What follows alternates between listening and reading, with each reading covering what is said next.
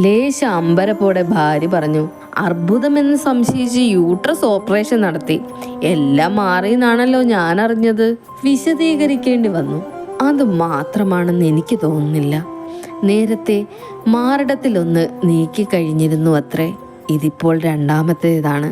ഞാൻ ഒരു സ്ത്രീ അല്ലാതായി കഴിഞ്ഞിരിക്കുന്നു എന്നാണ് എന്നോട് പറഞ്ഞത്.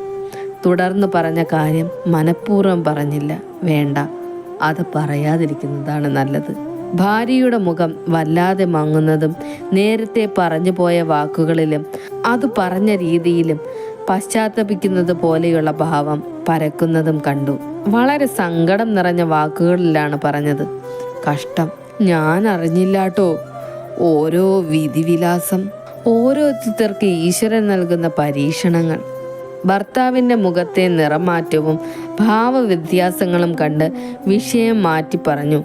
ഉച്ച കഴിഞ്ഞു, വേഗം വീട്ടിൽ പോയി ഭക്ഷണം കഴിച്ച് വിശ്രമിക്കൂ. നാളെ നമുക്ക് തിരിച്ചു പോകേണ്ടതല്ലേ? വളരെ ദൂരം വണ്ടി ഓടിക്കേണ്ടതല്ലേ? ശരിയായിരുന്നു. അപ്പോൾ ചെയ്യാവുന്ന ഏറ്റവും നല്ല കാര്യം അതുതന്നെയായിരുന്നു. ഭക്ഷണം വേണമെന്നുണ്ടായിരുന്നില്ല. എവിടെയെങ്കിലും പോയി ഒരു ഏകാന്തത കണ്ടുപിടിച്ച് സ്വന്തം മനസ്സിനെ സ്വാന്തനപ്പെടുത്തുക.